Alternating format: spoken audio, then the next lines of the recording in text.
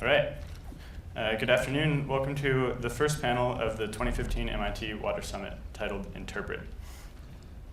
My name is Jordan Hemingway, and I'm currently a PhD student in the MIT Woods Hole Oceanographic Institution Joint Program in Oceanography.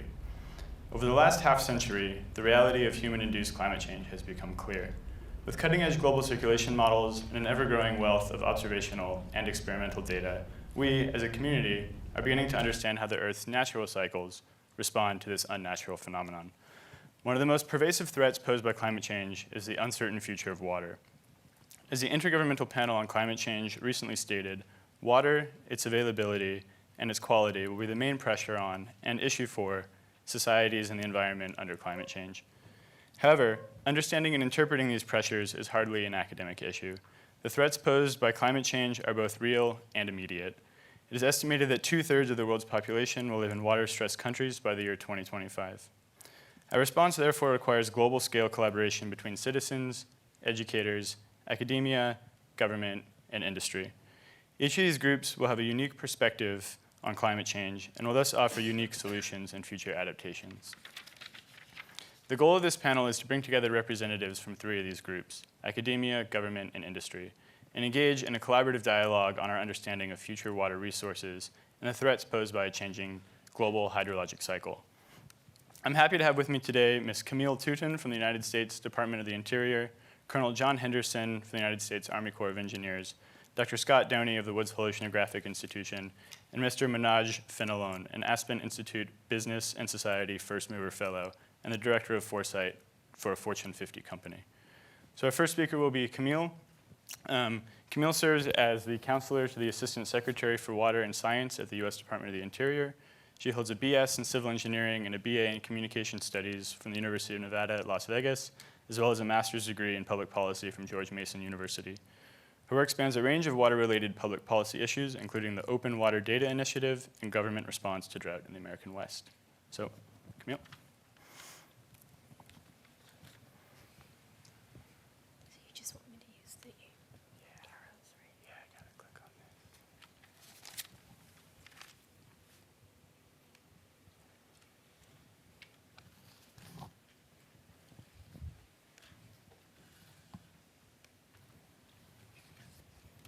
Thank you. Thank you, Jordan. Thank you to MIT and to the MIT Water Club for the invitation to be here with you today. And on behalf of Secretary Jewell and Assistant Secretary Gimbel, thank you again for letting us talk about the Department of the Interior. So the Department of the Interior's mission is to protect America's great outdoors and empower our future. We do this and live our mission through 70,000 employees across the country, through 10 bureaus and agencies, managing 500 million acres of land, 1.7 million acres in the outer continental shelf. We have tribal trust responsibilities as well as responsibilities to protect our ecosystem and our environment. And to just put it in greater perspective, every American is within an hour's drive of land and or waters managed by the Department of the Interior. So where I work is in the Water and Science hallway, and we oversee the Bureau of Reclamation and the United States Geological Survey. So the Bureau of Reclamation is the largest water purveyor in the nation. We provide 4 out of 5 Western farmers with water. And if you have been or lived in cities like Denver, Santa Fe, Phoenix, Albuquerque, San Diego, Los Angeles, and my hometown of Las Vegas, you've gotten water from the Bureau of Reclamation. We are the second largest producer of hydropower in the nation, second only to our sister agency on the panel, the Army Corps of Engineers. The United States Geological Survey is the premier scientific agency. They were created in the late 1800s to study the Earth, study the United States. It started off with mapping. Now we've looked at critical minerals, earthquakes, hazards, water, you name it, as far as from a scientific perspective, they do it. So there are a lot of challenges as far as how we manage water in the West. When we look at water, our perspective and our mission is a little different from what you'll hear from the Army Corps. We manage in times of drought. There are several of these issues, but I'll focus mostly on the last one, which is drought and climate change. So this is the most recent NOAA and Weather Service drought monitor of the West. As you can see, roughly 50% of the western United States is in moderate to severe drought, most of it being in California, also within the Columbia River Basin and within the Colorado River Basin.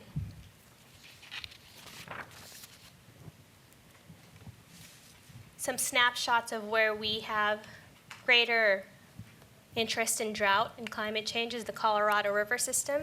We have a unique perspective in this in our mission, in which Secretary Jewell is the water master for the last 100 miles of the Colorado River within the United States.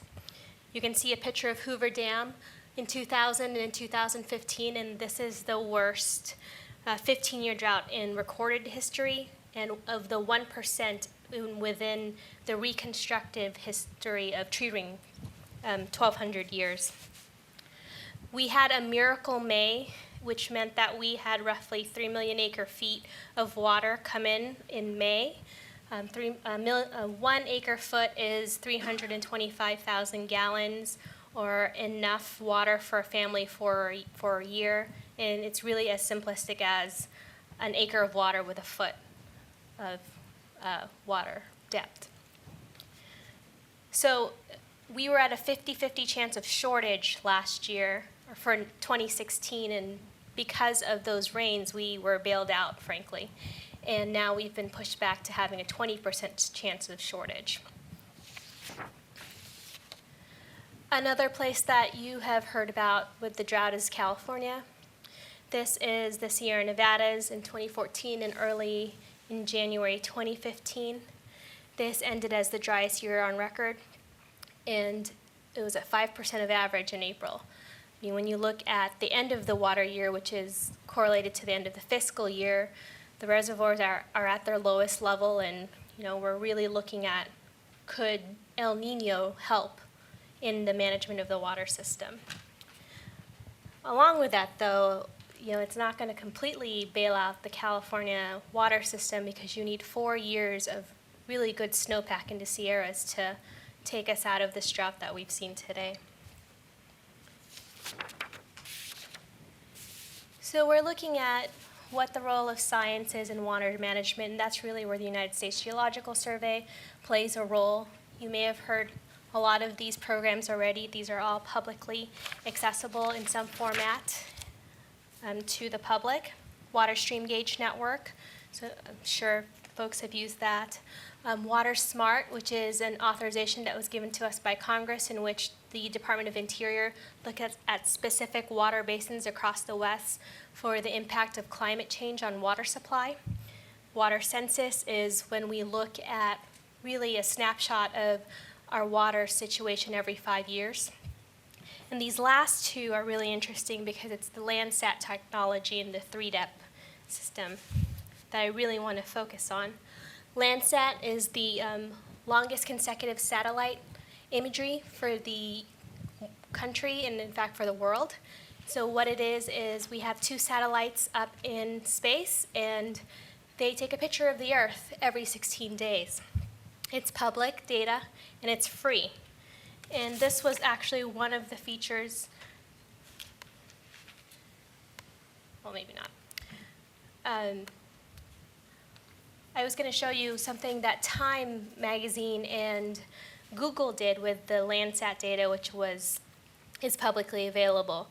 So what they did was take over 2 million Landsat scenes and 29 years of data and called what is called a time lapse, and showed different areas, this one being specific to Las Vegas, and the impact of growth in the Las Vegas Valley, but also the impact of drought within the Las Vegas Valley, in a way that we, as a federal government, really didn't have the capacity to do so. Google took the data, took 2 million computing hours, using 66,000 computers, and did that in 1.5 days. So from that standpoint, from a federal government and a capacity standpoint, we just don't have that. So to be able to make that data open and accessible to academia, but also to industry, really helps to innovate what we're seeing in water management.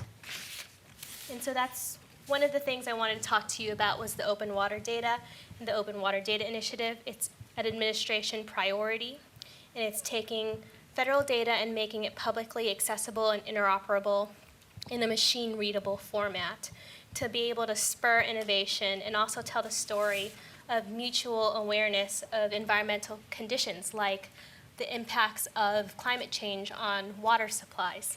So this was one of our products that we released. It's the California Drought Visualization, which I previewed to the MIT Water Club this spring.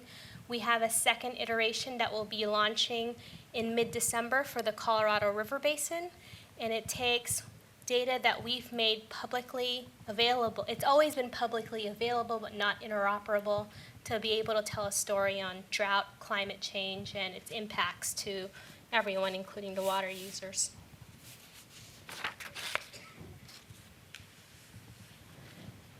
So as far as where we're looking at climate change, there are some traditional ways we're looking at it: basin studies, water census, really the fundamental science behind all of this data sets, but we're also trying other ways, thinking out of the box to manage water and water resources in times of climate change. One of them is the open accessible data through the Open Water Data Initiatives. We're also doing challenge grants, and one of which was won by MIT in April on desalination of brackish water. We've recently completed a fish detection challenge grant, and we are closing on Monday a quantifying drift invertebrates in river estuary system challenge grant. Might be a little too late, but certainly not for MIT and an all-nighter. It's pretty amazing what you guys come up with. We are also hosting a water pavilion on innocentive.com that you will be able to find out more information on some of our challenge grants and some partnerships where we can partner. One of the things Interior is also focusing on is a natural resources investment center, or finance center, that we're hoping to launch in January of next year. So what that would be is to look at market-based tools and public-private partnerships in financing of water infrastructure. This is under the Build America initiative for the administration. And this specifically will look at transfers, making water transfers and water markets available in the current environment of water deliveries in the West.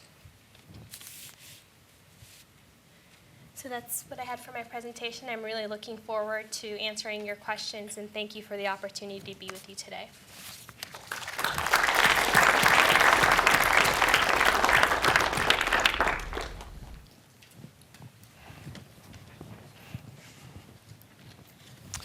Thanks, Camille. Our next, I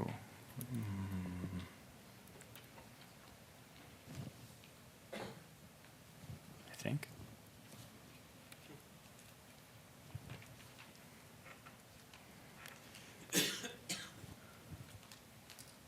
Our next panelist.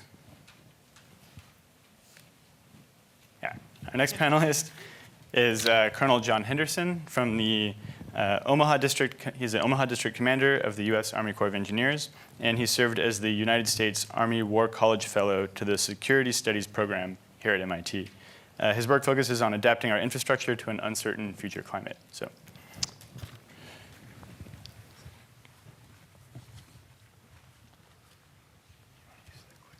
I'm going to try to use the screen. Yeah, thanks. Yeah, yep, thank you. Well, so I can tell by the look out there.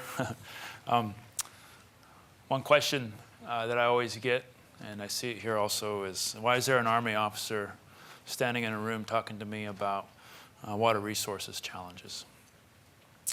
There's a long answer to that question, about 240 years old answer to that question, but the short answer is that when water is scarce and there's a lack of water security, there's also a corresponding devolution in national security and the creation of an environment that is ripe with conflict, up to and including sometimes armed conflict. We humans take this management of water resources very seriously. It's essential for the survival of our nation, and therefore it's one of our top national interests. So I'd like to spend a few minutes today talking about how your Army manages your national level water resources, the value this provides to our nation, and some of the challenges that we're facing currently with water resources management, with a bent towards climate-related water resources management in this case.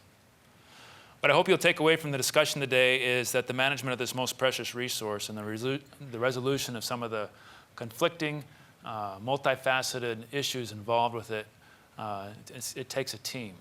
It takes collaboration. It's not just an engineering problem. It's not just an environmental sciences problem. It involves governance and policy and national security, micro and macroeconomics, and quality of life. In the Army, we call this an ill-defined problem. There's no one solution that's going to fix it. It's a complex set of solutions, or solution set, as engineers would call it. And they're all interdependent. So if you think of a complex partial differential equation or a complex optimization problem where we're trying to optimize multiple benefits and reduce a number of risks, then you're starting to look at the challenges we face with water resources management, obviously. And as we're discussing here today, they're all interrelated, and there's a lot of different stakeholders, and some of the policy and some of the challenges directly conflict with each other, which make it more of a challenge. So it's really an honor to be here today with a group of people who feel so passionately about it that you gave up your Friday night to be a part of this national discussion and collaboration. So thank you for the invite. It's a great honor to be here. Your government couldn't fund my travel here today unless I gave a quick commercial on the Corps of Engineers and what we do. So I want you to focus a little bit on the green box, because that's really the only part I'm going to talk about. But I left the rest of the boxes up there to put it in perspective that the Army Corps of Engineers does a lot of things for the nation. And I'm going to run through, it's just a quick video. It'll play on the screen. I'm going to hit some high points of the civil works mission of the Corps of Engineers, which is entailed in that green box right there. And then I'm going to get on to talking a little bit more about climate-related water resource challenges. So if you'll bear with me, maybe. Try this again.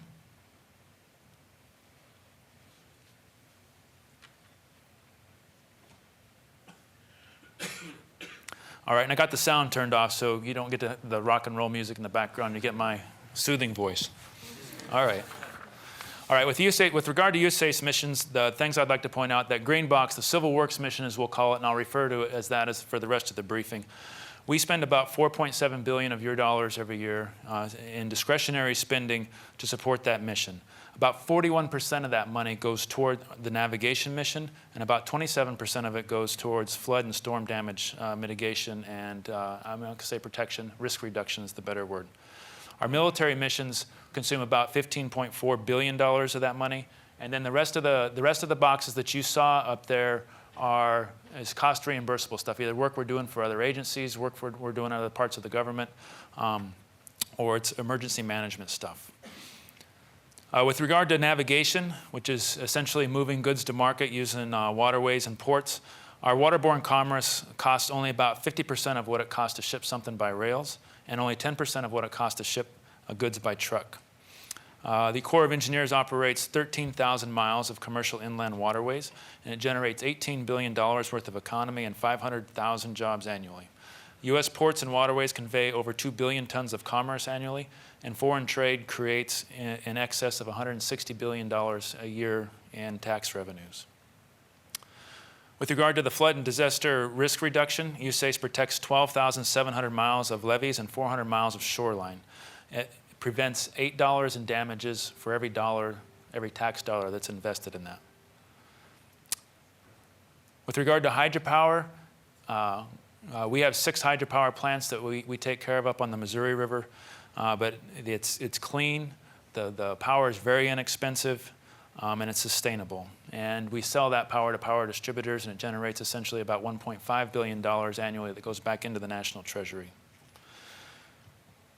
The water we store behind the dams produces about $6.5 billion gallons of water a day for drinking water purposes.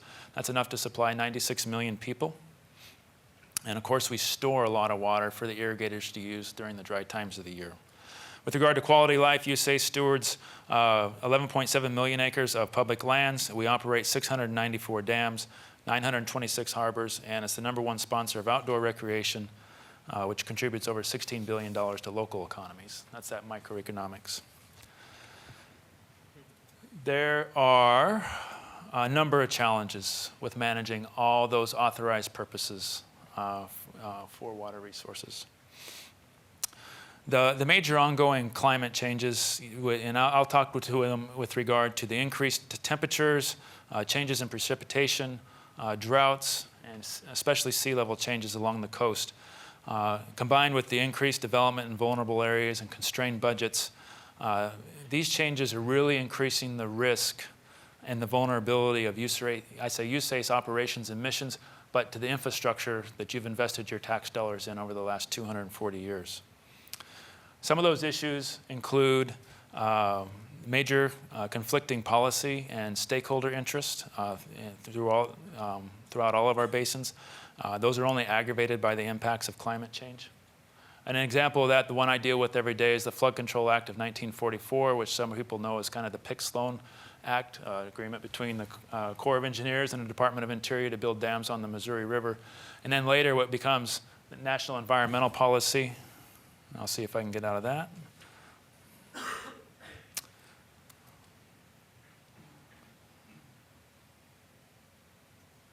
All right. That actually worked. All right. So back to the challenges. The policy sometimes conflicts with each other. Like I said, the flood control acts and stuff that they did back in the World War II and the Roosevelt days now come in direct conflict with the mitigation that we need to do to comply with NEPA, which came along later, the Endangered Species Act, which came along later, some of the Fish and Wildlife Service Acts that came along later, and then all the interests and money and other agencies that have authorities to protect these, also national treasures. And so we work very hard with all of our federal partners to find balance in that. This discussion about energy independence. In our case for the Missouri Basin, it has to do with the development of oil and natural gas in the Bakken oil fields in North Dakota, which happen to be on the land where we have dams and power plants, some of the most pristine wetlands in the nation. And so energy independence as a nation changes our whole calculus and how we deal with our foreign policy, with how we deal with the Middle East. So it's extremely important. It's also a national interest, but it comes in direct conflict with the protection of our water resources, our water security, and the protection of our environmental resources. The global population surge is further creating demands on freshwater resources with regard to the number of people, and the increases for freshwater is exponential across the board there. Globalization is causing increased demand on the waterways and the shipping of goods. With that comes most of this infrastructure now is becoming 60 and 70 years old. Most of it had a design life of about 50 years, so there's a huge investment out there and a decision to make to decide to rehabilitate any of this national infrastructure. And there's a lot of challenges environmentally to go and do that. But some of it, in the case of dams and big geotechnical structures, the cost of a dam failure for not providing the right maintenance is catastrophic in some cases. We talked earlier about the water, energy, food nexus. That's extremely important. We talked a little bit about the environmental values. And in some parts of our country, there's extreme sensitivity to any environmental impacts. And that just lends one more stakeholder to the conversation about where we find balance and collaboration.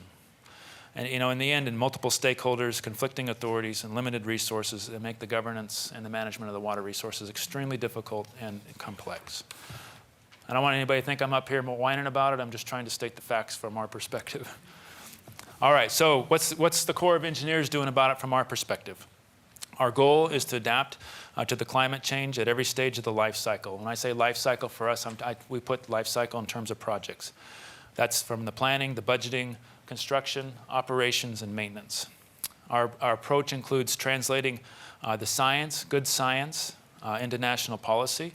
We're applying the policy to new infrastructure as we move forward, and we're adapting our existing infrastructure to be more resilient to the impacts of climate change.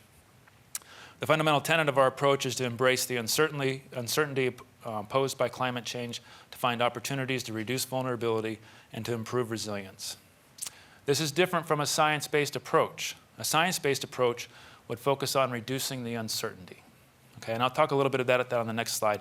But we have a requirement to make some hard decisions now with great uncertainty. So we've taken what we consider as reality now, and we're adapting as we go. And as the science gets better and this matures, we'll turn that into policy and stuff that we can rely on a little bit. Rely on a little more consistently is probably the right word. But we've taken the approach that adapting to climate change doesn't necessarily mean building things bigger, making them taller. Right now, we're working through creative combinations of existing technologies, natural approaches, and systems approach as ways to address the challenges that we see.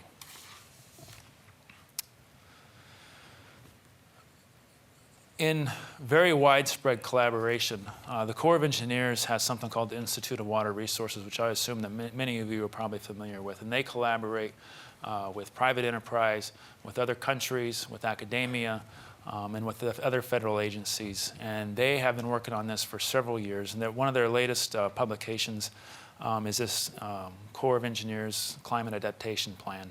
And they've published another update to that this year. It essentially gives our position, and maybe even more of a governmental position on this, since it's interagency based, that we're taking an engineering approach to climate change. We're improving our understanding while solving the known problems, and we're taking steps now that do not forestall, future actions that can be made when the science improves. The USACE Climate and Adaptation Planning and Implementation addresses new and existing infrastructure, built and natural infrastructure.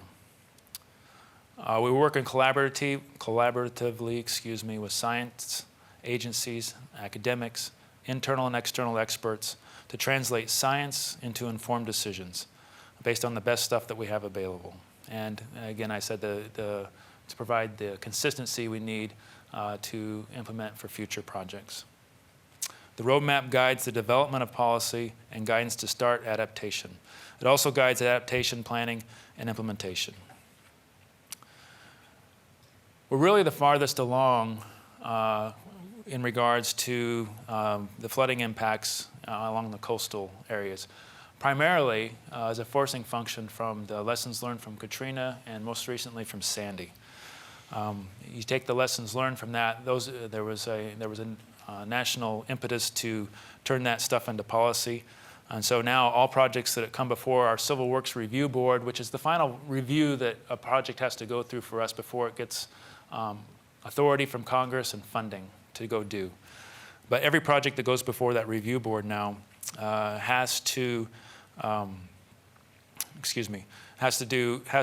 meet the guidance and policy with regard to subsidence, addendums, sea level changes, and pretty soon we'll talk about total water levels in those review boards also. So with regard to stuff that's being built near or close to the coast, as far as national infrastructure that we would have something to do with, we are embracing the uncertainty the best we can and trying not to make dumb decisions about infrastructure construction moving forward with regard to climate change. We're also making good progress on the understanding of how climate change exacerbates our vulnerabilities to drought, and are working on a variety of actions to improve drought resilience. I just get back to the fact that collaboration is fundamental. It's a requirement to make progress against the challenges of climate change to water resources management. And without these collaborative relationships, we're not going to get far. We'll sit in rooms like this and talk about challenges as opposed to talking about the progress we're making. There's no magic bullet to any of this. During the Q&A period, I'd be happy to answer questions on some of the specifics that we're doing across the board. We have several initiatives. I put the copy of the adaptation plan up there because a lot of them are in there. One of them for water resources professionals is kind of a paradigm change in how we're looking at hydraulic modeling. And for the hydraulic modelers in the room, where we've taken a host of previous data and use that to try to predict the future. We're developing new models now that try to take care into adaptability, some of this uncertainty and extreme events, something we haven't done in the past, and I can talk about that during the Q&A. So are we there? I don't think so. I do think the Corps is making a great effort in collaboration with other stakeholders to move the ball forward on climate change. We have a lot of people working on it, and I'm very optimistic about where it's going. So thanks for your time.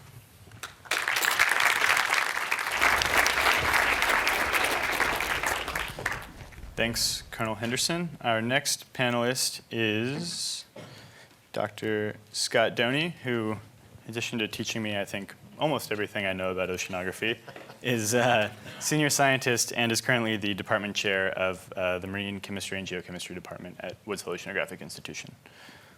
So, you want the clicker? Yeah. Okay. Thanks, Jordan. So I'm going to step back a little bit and talk about some of the scientific basis for the concerns of climate change and its impacts on the water cycle. And I'm starting here with a recent schematic. It was published about a week ago that integrates the best observational information on what is the global water cycle. So you can see on here all the things that we learn in third grade about the hydrological cycle: evaporation from the ocean, precipitation of the ocean, transport of water vapor from the marine environment onto the land, and then rainfall and also re-evaporation and transpiration from the land surface.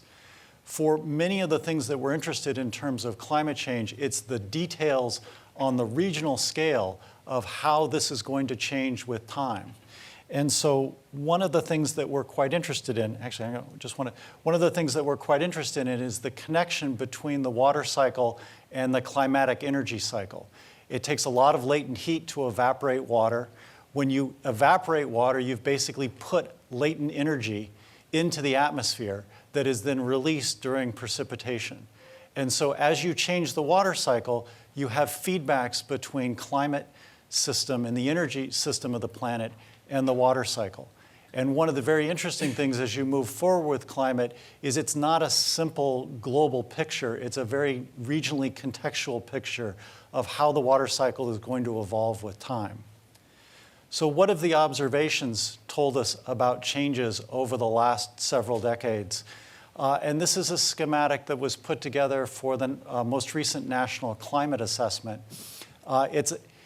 It's taking different observational data sets and saying, where do we think we see a substantial trend that we can associate with climate change?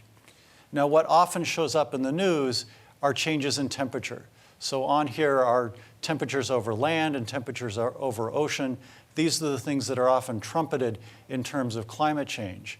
But as I think you'll gather both from my talk and from the whole panel, is that for many people in many parts of the economy, it's changes in the water cycle that is the most fundamental aspect of the climate change.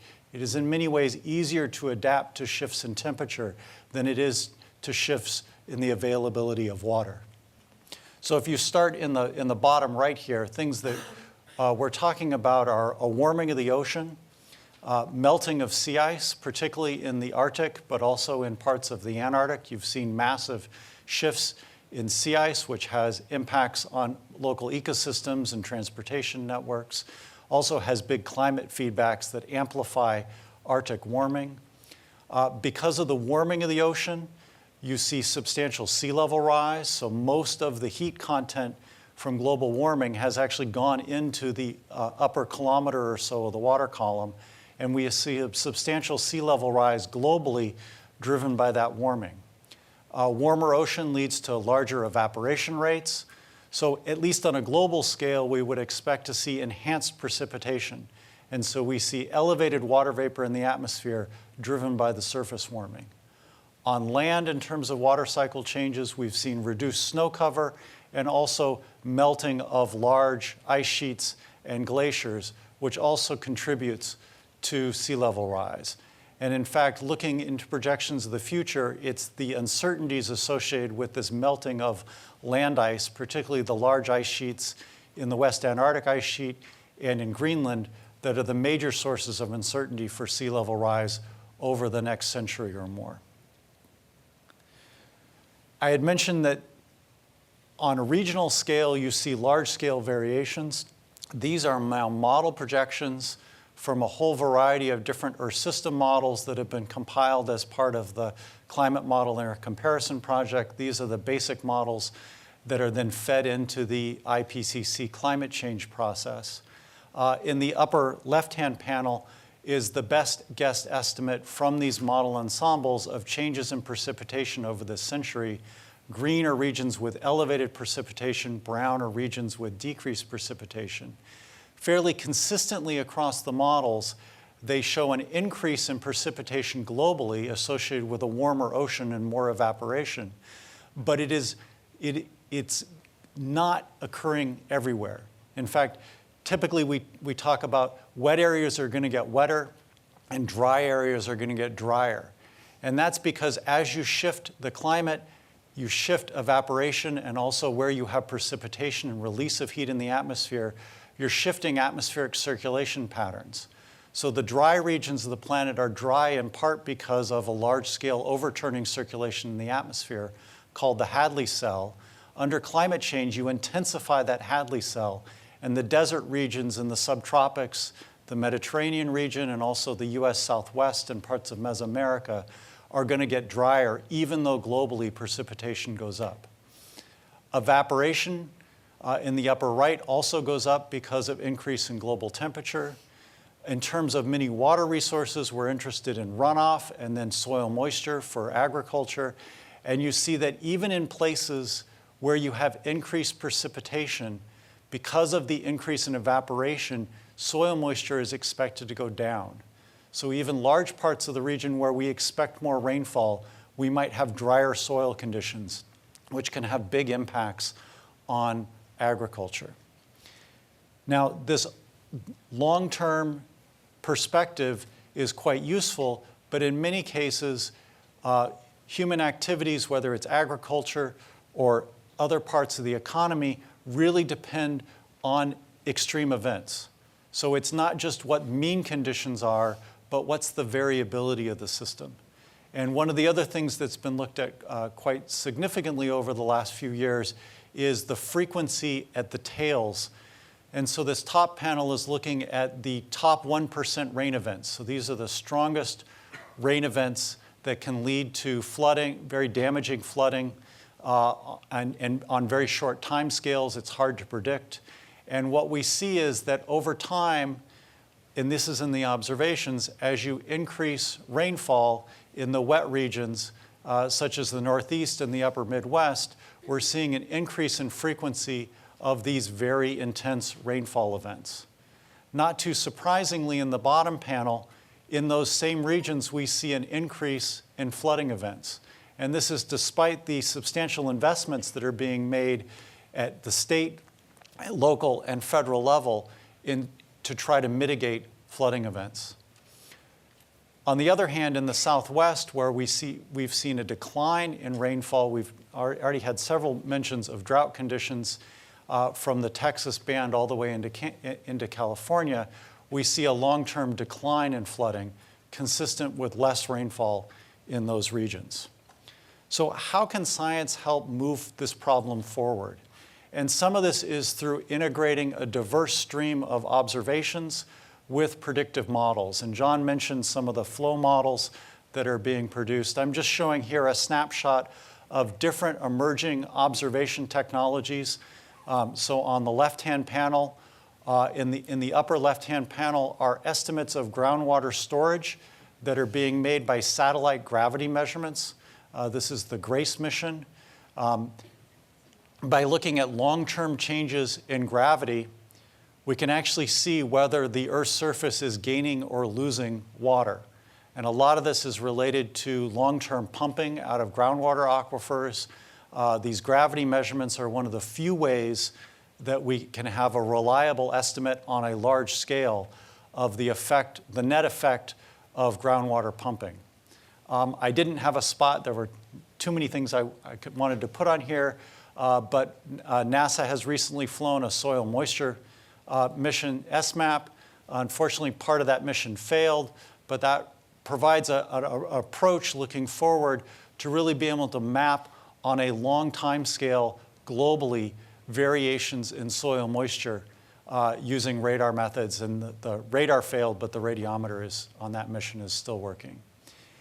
In the bottom left are measurements of atmospheric water vapor, so we can actually quantify that, and also then combining that with dynamical models, map the transport of water vapor around the planet. We can also use long-term changes in sea surface salinity to look at redistributions of water from different parts of the ocean onto the land, and use that as a developing predictive tool for looking at rainfall and drought on the seasonal timescale. So if there's a large evaporation that shows up as a salinity anomaly a few months later, that often shows up as a drought or rainfall anomaly on adjacent continental regions. On the right hand are more traditional measurements. So for example, rainfall gauge measurements, but we're getting better at being able to analyze and interpret long-term records on that. That can often be as a near-term data set that can then feed into predictive modeling. And then I just pulled off from yesterday the stream flow anomalies from the USGS gauged river system, which can be fed into predictive models. I think one of the challenges is, from a climate perspective, the climate community is working on decadal and longer timescales. Those simulations I showed earlier were models that have perhaps some predictive skill on a multi-decade timescale. But what we often need is information on that blends both long-term climate change and natural climate variability. And that's where we need to develop better observational and predictive tools that go from the season out to about a decade. Because many of the decisions that are being made by water managers, by agriculture, are on those timescales. We certainly still need the multi-decadal perspective for long-term infrastructure, but there's a real gap between sort of the weather forecast stage and the decadal timescale that's often very relevant for water management. And so I'll stop there, but certainly during the question and answer period, we can dig more deeply into both some of these observations and modeling capabilities. Thanks.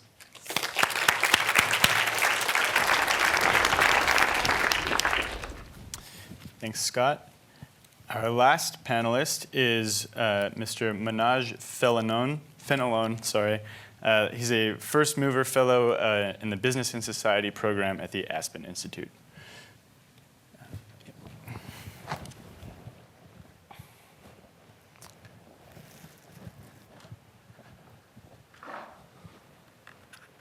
Do you want this? You know who you are. Thank you for having me. Thank you, Jordan. Thank you to the MIT Water Club and to the community at large. I'm very happy to be here. I know we're here to talk about the water challenge, but I decided to take on an additional challenge, which is to keep all of you from looking at a screen for 5 minutes. I know it's pretty hard these days, but I thought I'd try. I don't have any slides, but I wanted to make a few opening remarks. One of the things that I enjoy doing at work, enjoyment is a relative term, one of the things I do at work is ask questions, because I have a line in my bio that says the world's teeming with answers, and the more I'm around gatherings like this, I know how true that is. But I don't know if we're asking good questions necessarily, so that's something I do a lot of. And the other thing I do is surface assumptions in a gentle way. I don't want to be impolite to anyone, but surface assumptions that we're making without full consciousness sometimes. So what I thought in my opening remarks is just to highlight 5 potential assumptions that we're all making, not necessarily to criticize them, just to put it on the virtual table, so to speak, so we can all talk about them. Yeah? So stay with me. If you can imagine the 5 slides that I would have put up, they would all be slides with one word and a question mark. So that's sort of the format I want you to follow along with. So the first slide basically says science and a question mark. And I know I'm in the wrong community to be broaching this kind of a topic, but go along with me.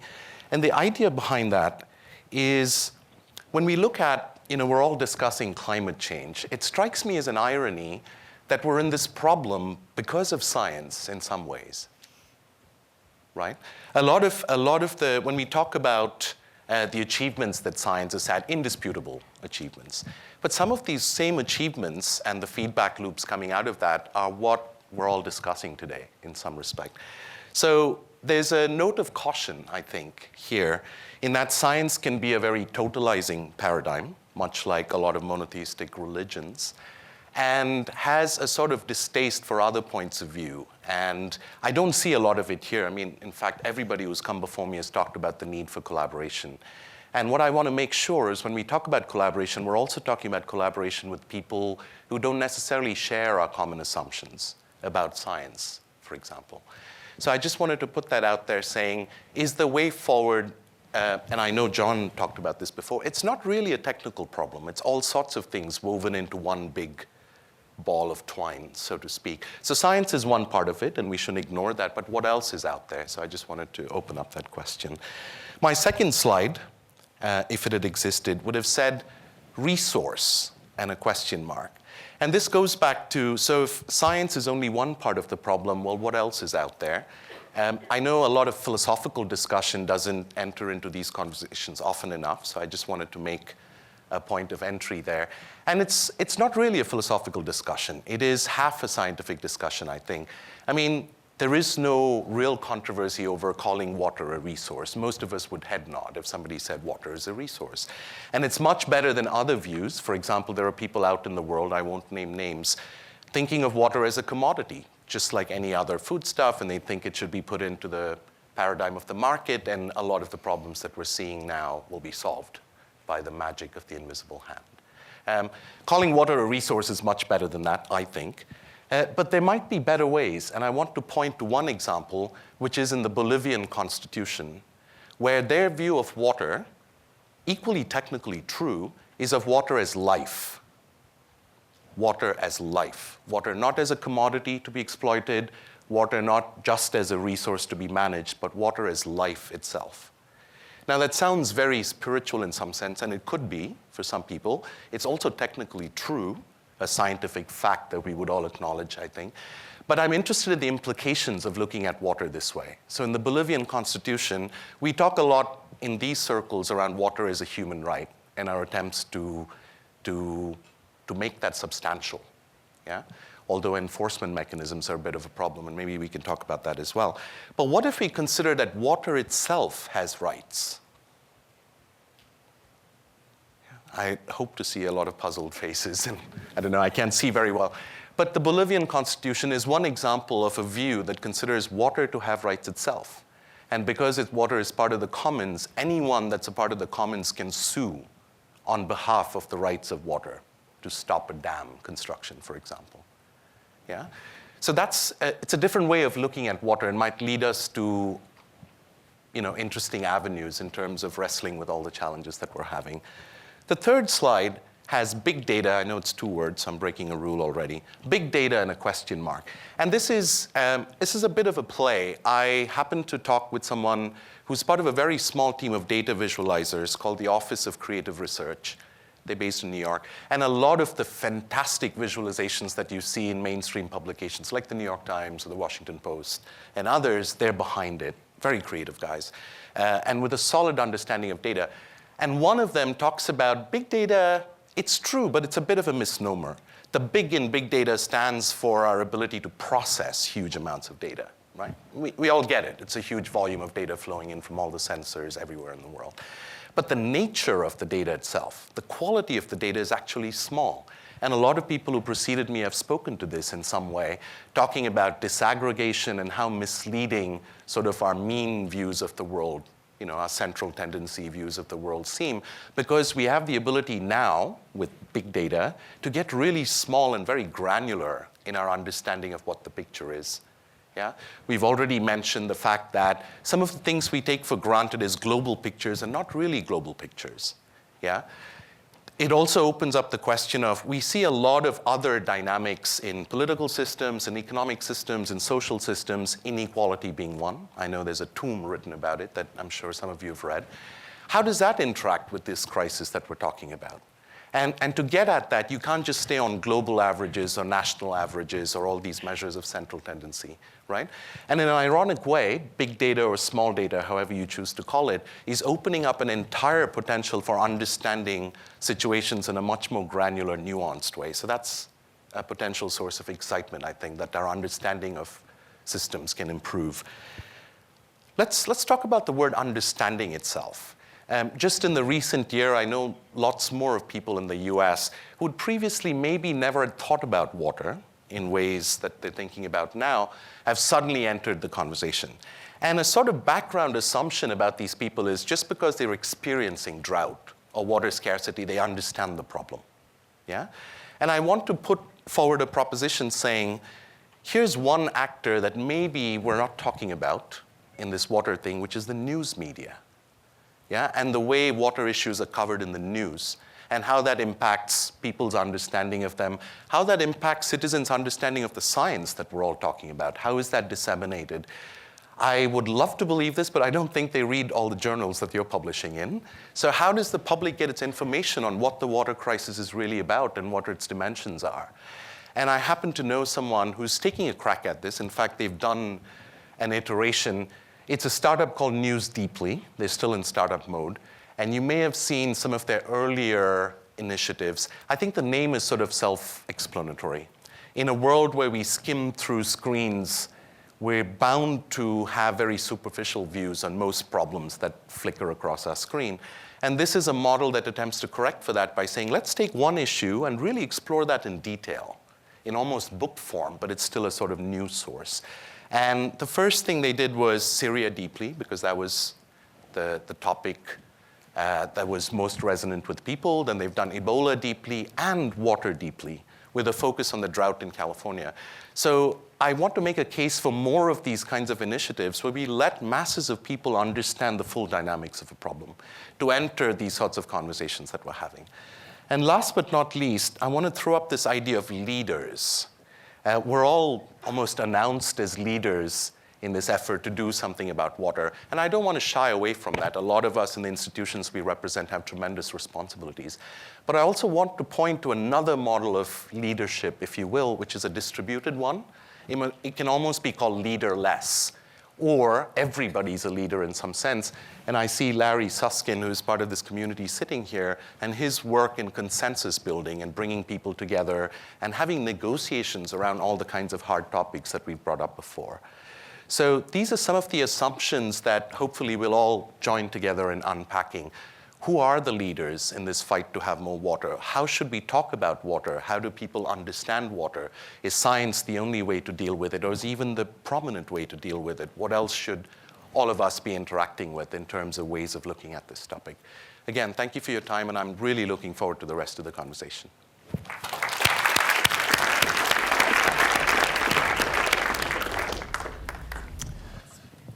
All right. Am I on?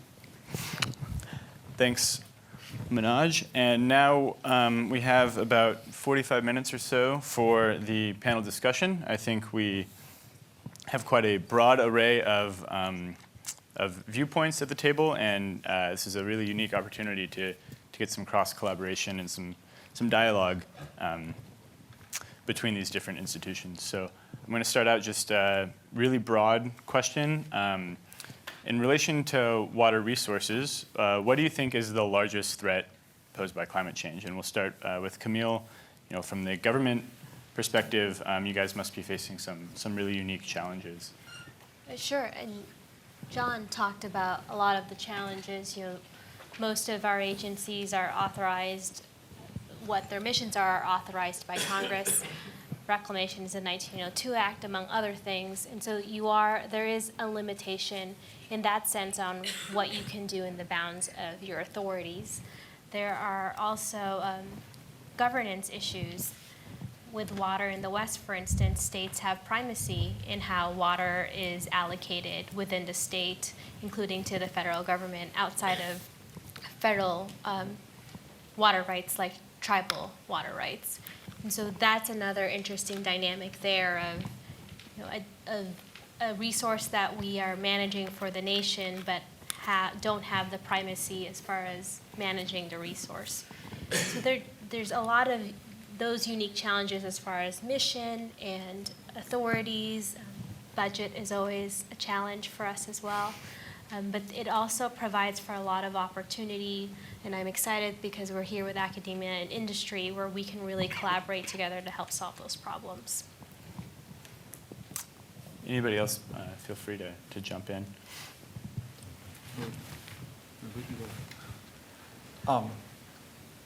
So one of the things we haven't talked about, and we've been talking about food and water and people, but there are also natural ecosystems that are going to be heavily impacted by a changing water cycle. And so one of the challenges is, I think, that for natural ecosystems is the rate at which the change is happening. We all know that systems have evolved over time, but they've evolved, both the social systems and the natural systems, to some sort of background. We're 10,000 years into the Holocene. Climate has been relatively constant. There have been large-scale shifts. But I think we also need to keep in mind that it's really the rate of change. And so when I think about what the challenge is, it's not necessarily the state where we're going to end up, but how fast we get there, because that's going to determine how quickly both our social systems and natural systems can adapt to those changes. And Scott, as an oceanographer, you have a unique perspective here. A lot of us are talking about freshwater resources, Right. and you, of course, spend a lot of your time thinking about the marine resources and ecosystems. And how can we emphasize that these are also, a water resource that people need to think about? Well, obviously, there's a lot of conversations about marine ecosystems, but I really think it's that coastal interface. And this is where, someplace like Woods Hole or MIT has a real connection to the Army Corps, which is there's so much infrastructure, built infrastructure, natural ecosystems along our shorelines. They're very vulnerable to shifts in not just mean sea level, but the frequency of storms, the intensity of storms. And in many ways, the natural ecosystems act as a really important buffer. And so it's not just putting up seawalls. It's how would you restore ecosystems to provide services, including flood protection? How do you design so that people can still enjoy the benefits of living along the coastline, but without putting everything at risk or putting everything on 12-foot pylons? So I think that's a lot of real opportunity for creative thinking. Sure. I'll jump in just from offering the business perspective. Very easy to guess at what the major challenge is for business. It's simply license to operate. You've seen a lot of maps already in the slides that my co-panelists have showed you about the range and the scope of water crises that are facing us. Guess what? A lot of those areas have manufacturing plants of some kind, or operations, if you put it that way. So for the business community, I think license to operate in those communities where they come into competition with other stakeholders who also need the water that's not being well managed now is a big issue. I'll add on to that, John talked about ill-defined problems, or as you in this part of the world would call it, wicked problems, I think. And that's something that, and I'm painting with a very broad brush, mainstream business thinking is still coming to grips with it. We haven't been trained in a paradigm to handle problems like this.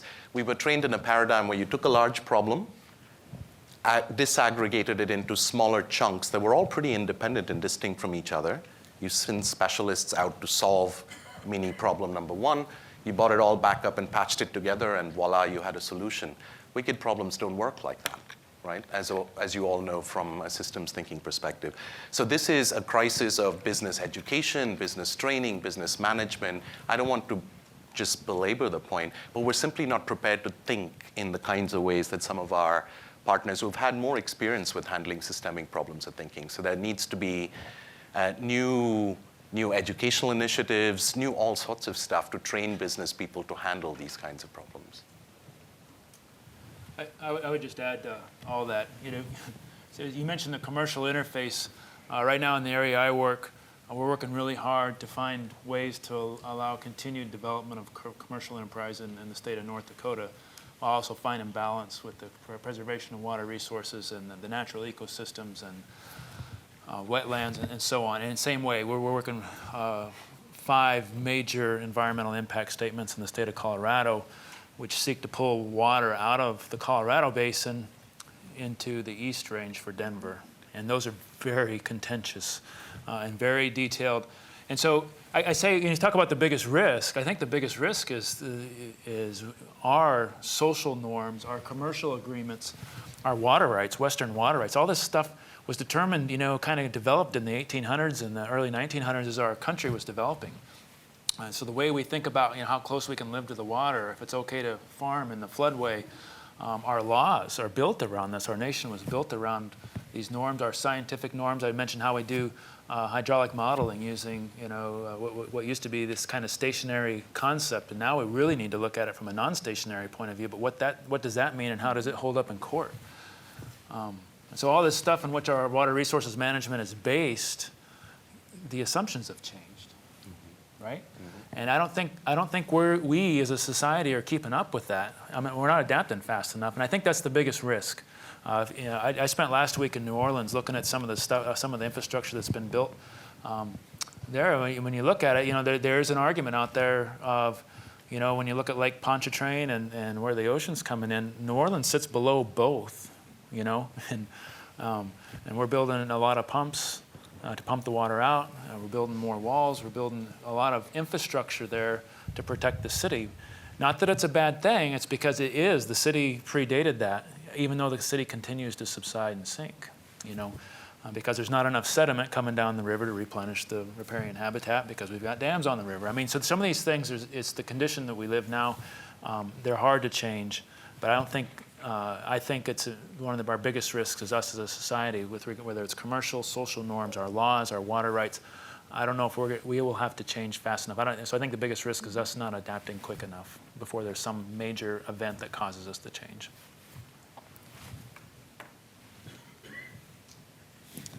The bringing up New Orleans is an interesting point because after Katrina and then also after Sandy in New York, it's pretty clear that we're going to have more frequency of these large-scale catastrophic events. So how, like you said, we're probably not keeping up fast enough. How can we try to address this issue and try to keep up more quickly with what we know scientifically is going to be happening in the future? You can start. Everybody? I'll start with that one. So we learned a lot. We learned a lot as a nation, not just as a Corps of Engineers. We learned a lot as a nation about Hurricane Sandy and in the aftermath of Hurricane Katrina. And so as we move forward, it's some of the stuff that I've looked at where we are 10 years later from Katrina. As they go to restore a system that is resilient to climate change and they're looking at a number of things, and some of it is restoring some of the natural structure that's there. For instance, I used to work down on the Mississippi River in a place called the Vicksburg District, and one of our projects there was to find ways to open up the levees under the right conditions and in the right areas to allow the sediment to come out of the levees and replenish some of the delta areas down there and all the ecosystem and habitat benefits that come from that. It's just not about blowing dirt out of the river. There's all kinds of positive things that come from that. But that's a small step forward. And then there's just making the social norms, making sure everybody knows it's not okay to build right on a levee or on the wrong side of a levee. We saw pictures post-Katrina where several houses were flooded out along the river and in places where the levee held, but the houses are on the wrong side of the levee, right? Right now, I can't talk too much about it because it's being litigated, but right now from the flood of 2011, which was the flood of record for the Missouri River and most of the Mississippi Basin, there's literally hundreds of lawsuits where claimants are claiming that the flood damaged their land and somehow or another it's the federal government's fault. But it was a 500-year flood. So lost crops, lost land from the flood come in and took out levees and took out land and took out homes and took out cropland. There's a big national discussion going on in court right now about who's responsible for that. So that kind of gets to the social norm. So anyway, with regard to recovering from those disasters, I glossed on it a little bit in the thing. It's a combination of structural fixes, non-structural fixes, which means policy fixes. Some cases ecosystem restoration, and Louisiana is rife with that. They have wonderful ecosystems down there that are part of hurricane protection. And just building resilient systems when you are building structures down there. Make sure that is resilient in the face of disaster, knowing that it's going to happen again, just a matter of time. I mean, one of the things that we learned from Hurricane Sandy was as part of that, Congress authorized a substantial amount of appropriations to go towards recovery, but also towards the science. And so with USGS, what we did was flew LiDAR planes over to get a 3D analysis of the coastal zones not during, but immediately after Hurricane Sandy, to show the difference between what has occurred and what hasn't, and have actually taken that science to create a coastal hazards website that is pretty interesting, so that you can look at it, and it's very user-friendly web application if you're looking at a home or at a residence, to see what your risks are from the hurricane, but also from sea level rise and just general climate change. But one of the things that's interesting too is when we talk about disasters like hurricanes, it's immediate, the impact is immediate. That's not what we necessarily see with droughts in the West, where it's really a slow rolling disaster. So we're in the 4th year in California, and it's now just being talked about as what the impacts are, as far as to agriculture, but also to the municipal and industry folks. So it's a different challenge when you're dealing with something like a hurricane, that the impact is immediate and the response is immediate. Also with drought, where the impact is longer and more pronounced, but also the impacts are just as severe as if it were to have happened at once. So there's challenges there, but there are also lessons learned in both instances. I just, one of the interesting things about Sandy is, we always have to keep in mind, there are contributions from climate change, but there's also contributions from natural variability. And I love, John, the 500-year flood in a region that hasn't been, we don't have records going back in many cases 500 years. And so I think one of the things, what can science provide? One is a deeper look back as to what is the natural state and the variability of the system, and then some better information on how that might change in the future. And so, there's various work going on, for example, trying to map the frequency and intensity of past coastal flooding events that predate historical records, and then using much more targeted numerical simulations to see how the intensity of storms might change in the future. Because it's that kind of that risk envelope that I think is the kind of information we can provide. Then, the engineering side, the social policy side of what do you do with that information. But I don't think we have we don't really know what that envelope is very well, particularly at some of the extreme events that can be most costly. Manoj, from the industry side, a lot of times they seem to be concerned with the bottom line, right, and operating and making revenue. And you describe yourself as advocating sort of a triple bottom line. And can you describe sort of what this is and how, from industry, you're interpreting and taking into account a lot of the scientific data that's being presented here and a lot of these efforts? Sure, happy to. Again, I want to play off something that John mentioned. It's a very interesting redefinition of what national security is, right?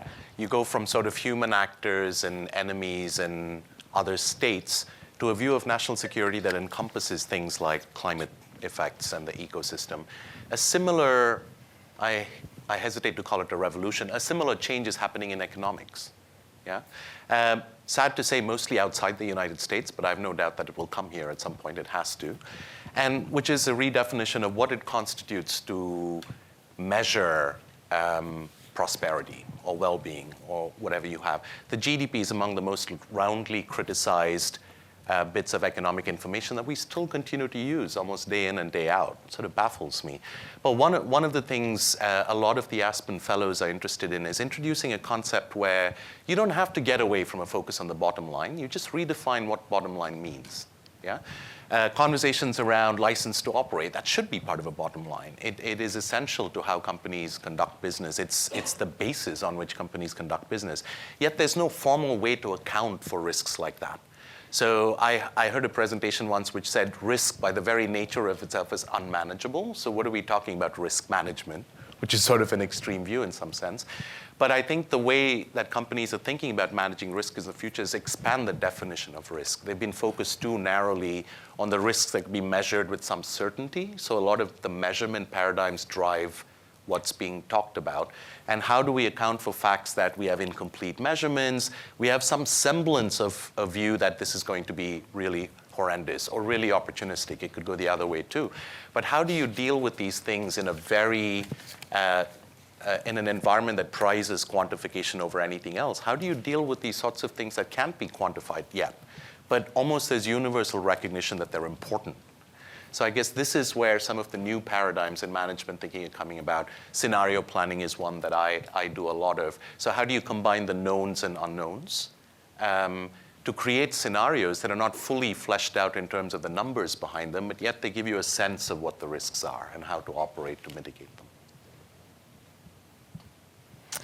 So one thing that I'm really excited to talk about with this diverse panel is how can we foster communication across academia, government, and industry. And I know, Camille, you've done a lot of work with open data, and Scott, I know you're frequently down in DC talking with Congress. And what are some of the efforts that are going on in order to communicate across some of these traditional barriers between different industries and sectors? Do you want to go first? I'll start. Actually, I'm going to skip the DC part because, I actually think some of the conversation in DC is a little broken because it's not focused on solutions. We're still sort of arguing.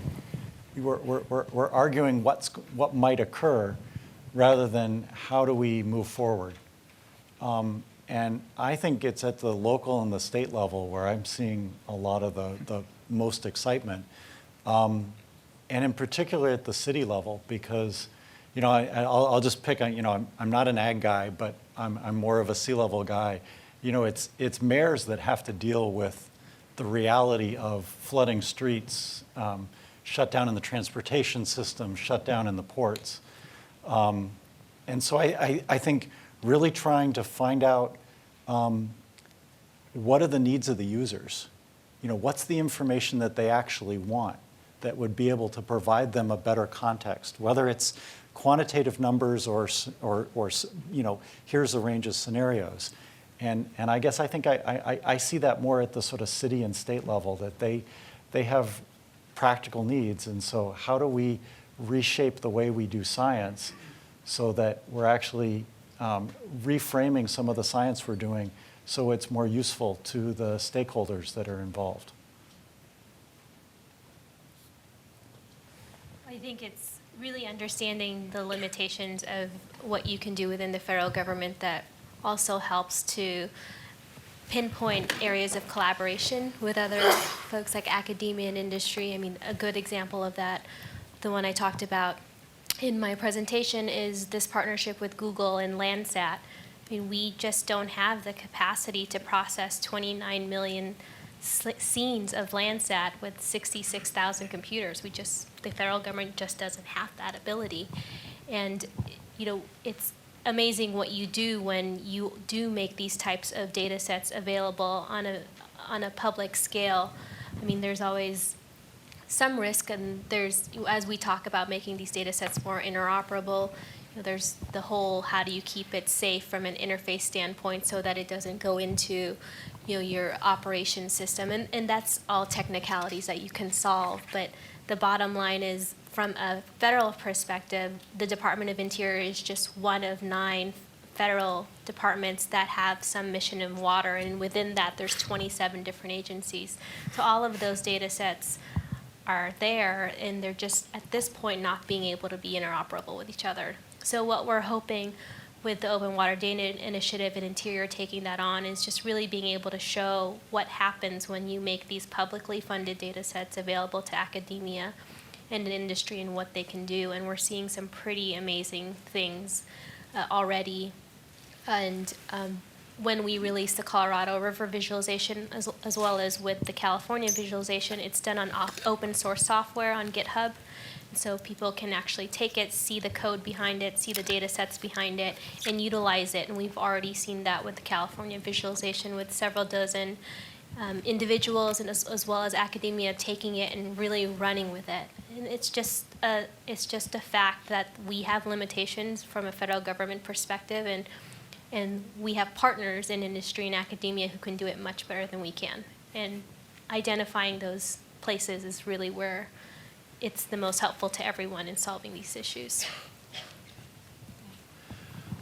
I'll give this is going to sound like a commercial again, sorry. But I'd be remiss. I'm very proud of what the Corps of Engineers done. This is not me. This is what the Institute of Water Resources and other folks have done. But I'm very proud of the level of interaction that they've taken on this topic probably over the 6 or 8 years. But if you go to a place called coreclimate.us, which I pulled some of the information off for my briefing today, but you'll find several publications out there that talk about U.S. climate change and global research with regard to climate change, interaction with academia, the government, and businesses. We stay very involved with forums like this all over the world. There's something called the Climate Change and Water Work Group at the federal agencies. That's a consortium between NOAA, the USGS, the Bureau of Reclamation, and USACE. And once again, it's research-based and practitioner-based. The Corps of Engineers and NASA hosted the annual interagency forum on climate change impacts and the associated adaptation plans. We have some kind of formal agreement or are working directly for as kind of a government engineer with several other federal agencies on research collaboration to include the EPA, the National Resources Conservation Service, the Natural Resources Conservation Service, excuse me, the USDA, the ERS, the Fish and Wildlife Service, the Bureau of Indian Affairs, National Park Service, and so on, National Science Foundation. We have several regional partners that we work with, non-governmental partners and quasi-governmental partners like the Nature Conservancy, local water utilities, the National Academy of Public Administration, the National Academy of Sciences. And then we work internationally with several organizations too, and I could probably give another 5 minutes of all the things we're doing internationally with International Water Resources Management, essentially in 50 or 60 different countries around the world. So I'm proud, and I hope that you would be proud, at least what your federal government's doing with the water resources and the amount of cross-leveling among academia, business, other federal agencies, and other customers, other countries. There's just a lot going on. So. Collaboration is much needed. This is just to restate the obvious. Collaboration is hard, yeah, but Camille mentioned this. A lot of the problems with collaboration are sort of technical challenges, like how do you actually do this, that are fairly easy to solve. I think that's the easy part. What I wonder about sometimes is the need for radical collaboration, and what I mean by that is a certain stance that people come to the collaboration with, yeah? Let me give you an example. With wicked problems, we all know that there's many dimensions to a wicked problem. One way of solving that seems to involve collaboration but doesn't really work is to just get all the people who represent these different dimensions around a table. What usually happens is people end up speaking past each other. So they're collaborating in a way. They're all in the same room or the same table, but their perspectives are not really lining up. Everybody has their own interests at heart. There's lots of secrecy, privacy issues, so nothing really gets done. And what I mean by radical collaboration, and maybe the kinds of events and conversations that you're having here are a good start in that direction, is everybody comes to it with a certain stance of a common interest, of not just representing their own point of view, which they are just by the fact of being there, but representing a larger shared interest. And it sounds vague and amorphous, but it's real. You know, all of us are sitting around a table, not because water is just a business issue or an academic issue or a military issue, but because we have a shared interest as to handle something that's a common problem that's going to affect everybody. So that's the kind of stuff that I don't see a lot of. And that people like Larry are working with methodologies like, how do you forge that? How do you get people to the table with a recognition that the problem is bigger than their individual interests in the problem? To that point, there seems to be an ever-growing number of stakeholders for this shrinking supply of water resources. And how can we sort of anticipate some future stresses on water and prepare for a more sustainable future, knowing that the number of stakeholders is growing? We'll go back this way. Show of hands, how many of you have heard this term, the plural sector? Almost nobody. Well, I saw a couple of hands. You might be Canadian. Because there's a Canadian professor at McGill who's written a book about this, Henry Mintzberg. And plural society is a sort of catch-all term. If you're not private and you're not public, you're plural. So that probably includes all of us in some capacity. I'm very interested in how this sector thinks about water, which is why I brought up the point around, like, what is their understanding of water, the people who are not specialists, and where do they get it from, and the role of the news media, and stuff like that. So I think just focusing on what that plural sector can bring to the conversation is sort of an interesting opening for me. And they might be the ones to get people to the table and put pressure. Cities was mentioned before. I think a lot of mayors are responding to real democratic impulse from the very concentrated group of people who live in cities and are suffering the brunt of a lot of these effects that we're talking about. So I'll just offer up that thought, saying let's all think about this plural sector, amorphous as it is. That's a good point. And Scott, I'm sure you have a lot of interaction with the media. A lot of publications get, especially with regards to climate change, get a lot of media attention. How do you interact with the media and engage in this plural sector? Well, I think the first thing is I actually do try to engage with the media, which I don't know how many folks here have had that opportunity. It has a lot of pitfalls, both, a lot of potential pitfalls, and a lot of scientists shy away from it. One of the things that I've found very useful is that there are, institutions that help bridge between the science and media, science and policymakers. Some of them help you with training, some of them help you with strategy. How do you frame the discussion that you want to have? What I've found really interesting is I'm watching the younger cohort of students. Some of them are MIT students or some of them are early career faculty where they're willing to invest in, training and spending time and investing time. They actually feel that this is part of their overall scientific portfolio, which, God, when I was a grad student here, X number of years ago, that would have been the last thing. That would be, run you out the door. That's not what you're supposed to be doing. So I've actually done my best by both, developing relationships with media over a long period of time, but also developing relationships with people who can help me better frame my message in a way that is easier to present to people. We do a lot of work with the aquarium now. So one of the big efforts between Woods Hole and the New England Aquarium is training zoo and aquarium interpreters, because they meet a lot more people than I'm ever going to meet. And so we've been training them how to talk about climate change and how to talk about it effectively, but in a way that is also based in the science. And it's been a really engaging and really interesting experience. So that's some of the routes I've been trying to follow up. If I could add to that. Yeah, of course. Manaj and Scott's point, a good example, and I'm really interested in this water deeply. I hadn't heard about it before, but we had just released, and we do this every year, being the Bureau of Reclamation, a summary of the end of the water year as far as where the reservoirs are and what the